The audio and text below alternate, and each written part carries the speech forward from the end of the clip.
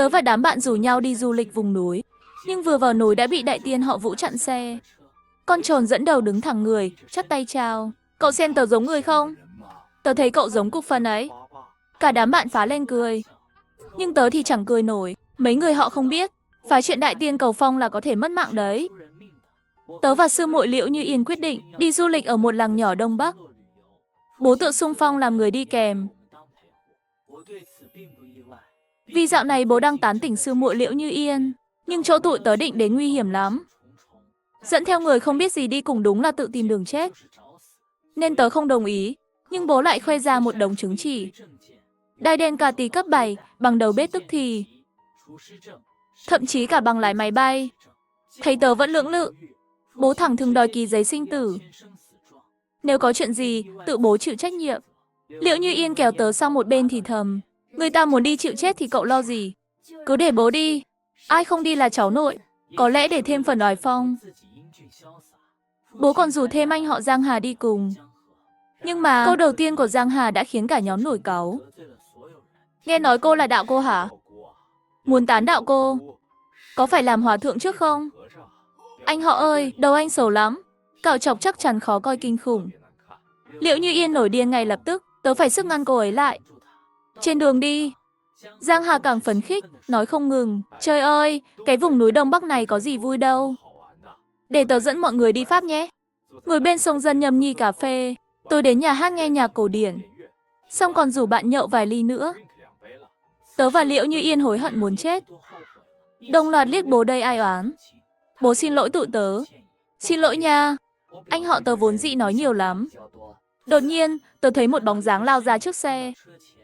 Nhanh chóng hét lên, coi chừng đường. Một tiếng phanh, chói tai vang lên. Tớ và Liễu Như Yên nhảy xuống xe trước. Chỉ thấy trước xe là một con trồn vàng. Nó vàng óng ánh. Lông mượt mà. Trên đầu còn đội cái mũ da cũ kỹ. Chẳng biết nhặt từ đâu ra. Lúc này nó đứng như người. Nửa thân trên chắp tay chào tớ và Liễu Như Yên. Giang Hà và bố cũng xuống xe. Thấy vậy, anh ta hét lên. Trời ơi, cái gì đấy? Tớ thì thấy gì vậy? Con tớ và Liễu Như Yên mặt mày nghiêm trọng. Chạm mặt đại tiên trồn cầu phong rồi. Truyền thuyết kể, khi động vật sắp thành tinh, cần người mở lời giúp mới thành tiên được. Nhưng nếu giúp chúng thành tinh, nghiệp chướng sau này sẽ dính líu đến mình. Vậy nên khi đại tiên cầu phong, không được mở miệng lung tung. Con trồn vàng nhìn thẳng vào tớ. Cậu thấy tớ giống người không? Quả nhiên, nó biết tớ là người tu luyện.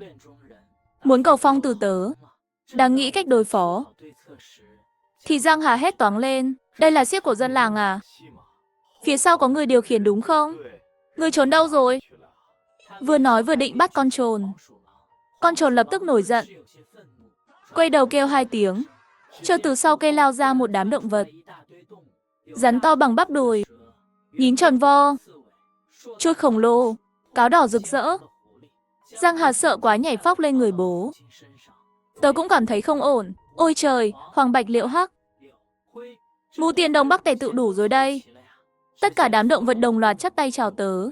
Cậu thấy tụi tớ giống người không? Ngũ Tiên cùng cầu phong. Thành công thì công đức vô lượng, thất bại thì hồn bay phách tán. Nhưng tớ không dám gánh nghiệp này. Chỉ biết im lặng. Đột nhiên Giang Hà cười phá lên ha ha ha. Con giống người á? Tớ thấy tụi mày giống đống phân ấy. Nói xong anh ta nhảy xuống khỏi người bố. Mấy con vật này huấn luyện tốt ghê. Coi con cáo này nè.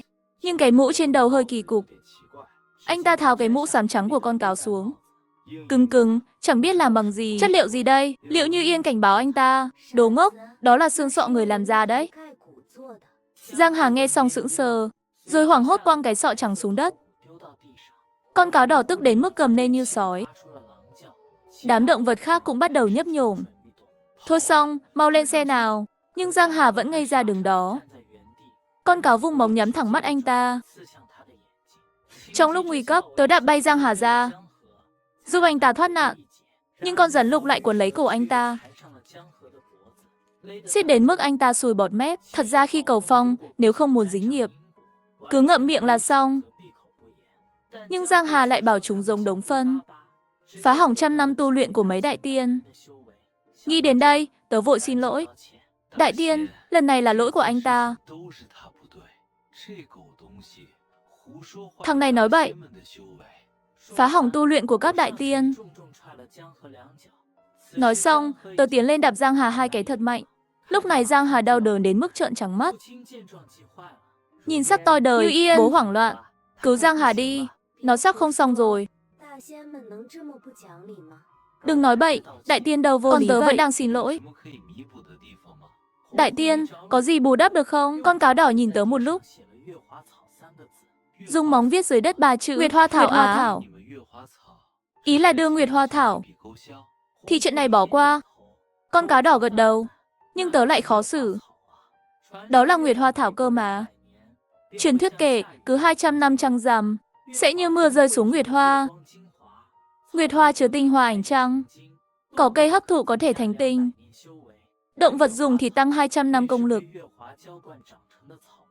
Mà Nguyệt Hoa Thảo chính là cỏ mọc từ Nguyệt Hoa. Tớ ngán ngẩm nhìn con cáo. Hay là các vị xử luôn anh ta đi. Tớ kiếm đâu ra Nguyệt Hoa Thảo cho mấy người. Con cáo lại viết thêm một dòng dưới đất. Ý cậu là làng phía trước gọi là Nguyệt Hoa Thôn. Ở đó có Nguyệt Hoa Thảo hả? Con cáo gật đầu lia lịa. Rồi tiếp tục vẽ thêm dưới đất. Chẳng mấy chốc đã vẽ xong đường đi. Tớ hơi do dự. Nếu chỗ đó thật sự có Nguyệt Hoa Thảo, mà ngu tiên không dám tự đi lấy, chắc chắn có yêu quái ghê gớm canh giữ. Vì cái tên Giang Hà ngốc này mà mạo hiểm thì lỗ quá. Nhưng con trồn vàng chẳng cho tớ cơ hội suy nghĩ.